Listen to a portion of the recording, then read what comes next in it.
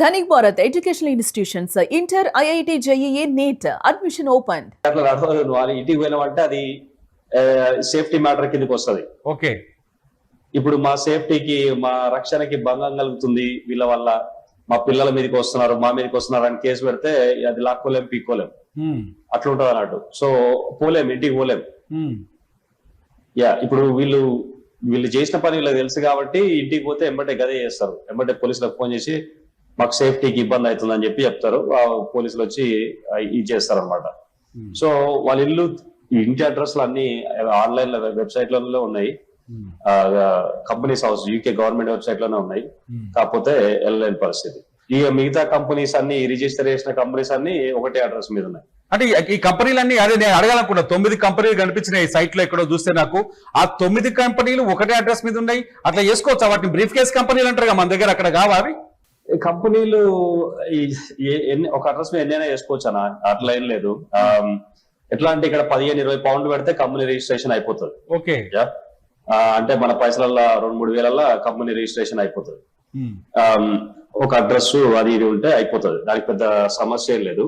మీరు అనే అడ్రస్ తెలియని సిచ్యువేషన్ ఏంటంటే వీళ్ళు ఏం చేశారంటారా, నేను నిన్న ఒక యూట్యూబ్ లో వీడియో చేసిన, అది ఆస్ట్రే ఛానల్. సో వీళ్ళకున్న 4 కంపెనీలు లైసెన్స్ ఉన్నది. 7 కంపెనీలు ఉంటే 4 కంపెనీల లైసెన్స్ ఉంది. అది మీరు కూడా చెప్పినట్టు ఒక వీడియోలో. అవును అవును. ఆ 4 కంపెనీలకు ఎన్ని గణం ఇస్తారు? ఒక్కొక్క కంపెనీకి 3, 4, 5 ఉంటాయి అంతే, అంతకంటే ఎక్కువ ఏముండవు. ఈ 4-5 అయిపోగానే వీళ్ళు ఏం చేశారంటే వేరే కంపెనీలో ఎవరెవరికైతే లైసెన్సులు ఉన్నాయో వాళ్ళందరినీ మార్కెట్ ప్లేస్ లాగా చేసి పడేసారు. ఇప్పుడు పలానా తిరుమల రెడ్డికి ఒక కంపెనీ ఉంది, జైపాల్ రెడ్డికి ఒక కంపెనీ ఉంది, పలానా సుందరరావుకి ఒక కంపెనీ ఉంది. వీళ్ళందరి దగ్గర లైసెన్సులు కొనుడు మొదలు పెట్టారు. ఫస్ట్ స్టార్టింగ్ లోనేమో ఎంతో కొంత పైసలు ఇచ్చి కొనుడు మొదలు పెట్టారు. తర్వాత దాన్ని కొన్నదాన్ని ఫేక్, ఒకటే లైసెన్స్ ని 10 మందికి అమ్మడం స్టార్ట్ చేశారు. ఎడిట్ చేసి ఫేక్ చేసేసి. సో అట్లా చేశారు. మళ్ళీ వీళ్ళకి ఏజెంట్లు ఉన్నారు, రిఫరల్ ఏజెంట్లు. ఏజెంట్లు కూడా ఉన్నారు అక్కడ. నీకు 1000 పౌండ్లు ఇస్తాం. ఇక్కడ ఏజెంట్లు కూడా ఉన్నారు అక్కడ.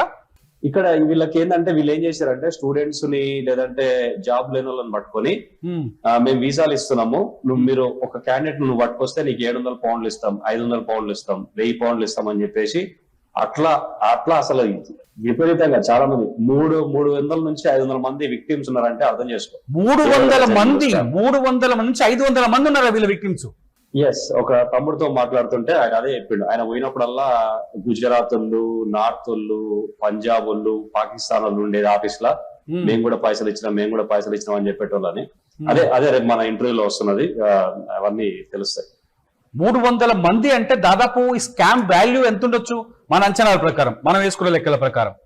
ఈ ఎస్టిమేటెడ్ అనడం ఏంటంటే అందరు అనడం, ఒకవేళ ఇప్పుడు 300-400 నెంబర్ తీసుకున్నా మన దగ్గర ఉన్న ఎవిడెన్సెస్ ఎంత మనీ కలెక్ట్ చేశారు ఒక్కొక్క దగ్గర. ఇంత దారుణంగా విచ్చలవిడిగా మోసం చేసిన వాడు కోర్టుకు వెళ్ళాలంటే అది కోర్టు ఖర్చులు అంత అధికంగా భారంగా కనిపిస్తూ ఉంటే సామాన్యులకి న్యాయం జరుగుతాయి ఆ చట్టాలతో అక్కడ? ఇప్పుడు ఐ థింక్ నువ్వు బ్రిటిష్ పౌరుడు కాబట్టి అడుగుతున్నా. చేయబట్టి 4-5 ఏళ్ళు అవుతుంది. ఓకే, సో ఈ 4-5 ఏళ్ల నుంచి ఈ ఎవరితో చెప్పుకోలేక, ఎవరితో మాట్లాడలేక, వాళ్ళల్లో వాళ్ళే పిసుకొని ఏదో సరే మోసపోతే పోయినాం, ఇంకా మళ్ళా మోసపోవద్దు, ఏదో ఒకటి చేసుకుందాం, బతుకుదామని ఉన్నోళ్ళు ఉన్నారు, వెళ్ళిపోయిన వాళ్ళు వెళ్ళిపోయినారు. ఇక్కడ ఎవరికి చెప్పుకోలేకుండా ఉంది పరిస్థితి. వాళ్ళు ఎస్పెషల్లీ పైసలు ఇచ్చి మోసపోయిన వాళ్ళు అయితే దారుణంగా ఉన్నది వాళ్ళ పరిస్థితి.